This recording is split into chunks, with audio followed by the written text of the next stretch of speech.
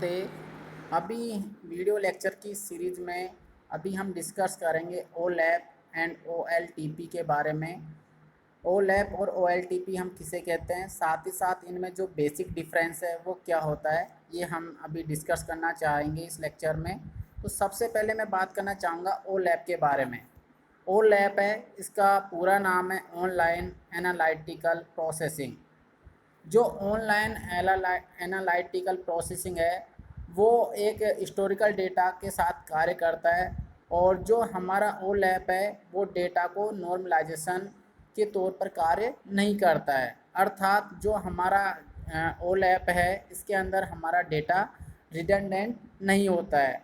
ओलैप का उपयोग हम डेटा के एनालाइज करने के लिए उपयोग में करते हैं। एनालाइज से तात्पर्य हमारा यह है कि हमारे पास कोई भी डेटा है और उसमें से हमें पर्टिकुलर जिस भी डेटा के बारे में इंफॉर्मेशन स्टोर करनी है या इंफॉर्मेशन प्राप्त करनी है तो उसी को हम वहाँ से उसको एक्सेस कर सकते हैं। साथ ही हमारा जो ओलैप है इसमें हम मल्टी डायमेंशनल स्कीमा को में भी डेटा को स्टोर कर कर रखते हैं। स्कीमा से तात्पर्य हमारा कि जो भी हमारे पास जो डेटा है उसकी हमारे पास कौन कौन सी प्रॉपर्टीज होगी। साथ ही साथ इसमें हमारा जो डेटा होगा वो नॉन वेरिएबल टाइप का होता है। इसके बाद हम बात करते हैं OLTP के बारे में। OLTP है, इसका पूरा नाम ऑनलाइन ट्रांसफॉर्मेशन प्रोसेसिंग है। इसके द्वारा हम किसी भी ओरिजिनल डेटा या फिर ऑपरेशन डेटा के साथ कार्य करते हैं, और इसमें OLTP में हम प्रत्येक दिन के बारे में भी जो भी हमारा ट्रांसफॉर्म है उसकी प्रोसेस की हम जो भी वर्किंग है उनको प्राप्त कर सकते हैं। जो OLTP और ओलैप है इसमें हमारे मुख्यतः 6 प्रकार के डिफरेंस होते हैं, जिनमें सबसे है पहले है हमारे पास यूजर फंक्शन, सेकंड है डेटाबेस डिजाइन, थर्ड है यूजर डेटाबेस साइज, फोर्थ है record according to matrix, fifth है यूजेज और सिक्स है यूनिट्स ऑफ वर्क। तो सबसे पहले हम बात करते हैं यूजर फंक्शन के बारे में। जो हमारा यूजर फंक्शन है तो जो ओलैप है उसमें हम जो भी हमारा डेटा है उसको नॉलेजल जो भी हमारा कार्य होगा वो हम इसमें डिसीजन सपोर्टिव रखते हैं। साथ ही साथ जो हमारा OLTP है इसमें हम कोई भी IT प्रोफेशनल्स या फिर जो भी हमारा इसका रिकॉर्ड है उनको दिन बाय दिन अपडेट कर सके, इस तरह का हम वर्किंग करने वाले कैंडिडेट को वहाँ पर उपयोग में लेते हैं। सेकंड है हमारा डेटाबेस डिजाइन। डेटाबेस डिजाइन में ओलैप में हमारा सारा का सारा वर्क है वो सब्जेक्ट ओरिएंटेड होता है। अर्थात यूँ कह सकते हो कि हमारा जो भी डेटा है वो historical, summarised, multi dimensional type का होता है। जबकि हमारा OLTP है उसमें हमारा सारे की सारी वर्किंग एप्लीकेशन ओरिएंटेड होती है, और इसमें हमारी जो भी वर्किंग है वो करंट अप टू डेट रहती है, और इसमें जो भी हमारा डेटा है वो फ्लैट रिलेशनल टाइप का होता है। थर्ड है हमारा जो यूजर डेटाबेस साइज है। तो जो OLAP है इसमें हमारा डेटा 100 GB से लेके 1 टेराबाइट तक का भी हो सकता है, लेकिन जो हमारा OLTP है इसमें 100 MB से लेकर हमारा डेटा 1 GB तक ही हो सकता है। साथ ही साथ जो हमारे इसमें जो वर्किंग है वो हमारी OLAP की कॉम्प्लेक्स क्यूरी टाइप की होती है, और जबकि OLTP में हमारी वर्किंग है वो काफ़ी शॉर्ट सिंपल टाइप की होती है, जिसको कि कोई भी आसानी से रीड कर सकता है।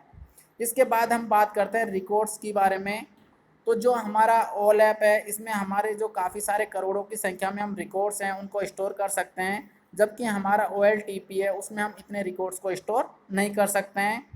और जो हमारा इनका यूजेज है उसको मैं बताना चाहूँगा कि OLAP में हम एडॉक टाइप में हमारे डेटा को उपयोग में लेते हैं, जबकि OLTP में हम डेटा को काफ़ी टाइम से रिपीटिव टाइम में भी वहाँ पर उपयोग में ले सकते हैं। और जो हमारा इनका वर्किंग है वो हमारा इसमें OLAP में काफ़ी कॉम्प्लेक्स टाइप का रहता है, जबकि हमारा OLTP में काफ़ी सारी जो हमारी वर्किंग है वो काफ़ी सिंपल होती है।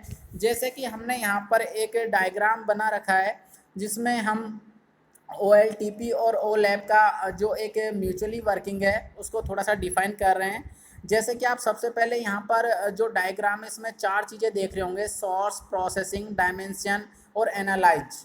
तो जो हमारे सोर्स है, अर्थात यूँ कह सकते हो कि हमारा कोई भी हमें डेटा है उसको एक जगह से दूसरी जगह पर हम लोगों को एक्सेस करना है, तो उसके लिए सबसे पहले हम लोग माई एसक्यूएल, ओरेकल या फिर OLTP के जो भी हमारे वहाँ पर डिवाइस डेटा होंगे उनकी सहायता से हम डेटा को ETL को प्रोसेस करते हैं। ETL हमारे पास basically E for extract, T for transformation and L for load. जो हमारे पास कोई भी डेटा है जो हमारे माई एसक्यूएल से हम एक्सेस करते हैं, जो हमारे विभिन्न रिलेशनल डेटाबेस के मध्य में आपस में कैलकुलेशन या फिर हमारे डेटा को लोड करने के लिए उपयोग में लिया जाता है, तो वो हमारे जो ETL है वहाँ से माई एसक्यूएल में हमारी जो भी टेबल्स है वहाँ से डेटा को एक्सेस करता है।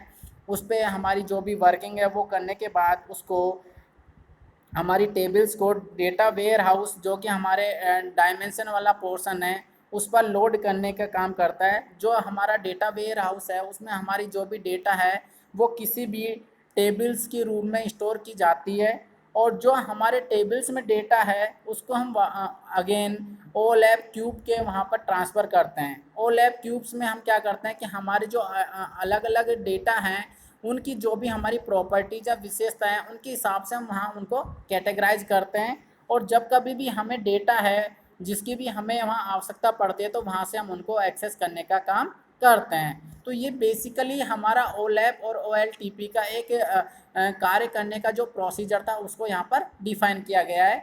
और साथ ही साथ यदि हम बात करना चाहें OLAP और OLTP, तो OLAP जो हमारा इसमें थोड़ा सा कॉम्प्लेक्स है वर्किंग में, लेकिन OLTP में हमारा कार्य करना काफ़ी आसान रहता है। धन्यवाद।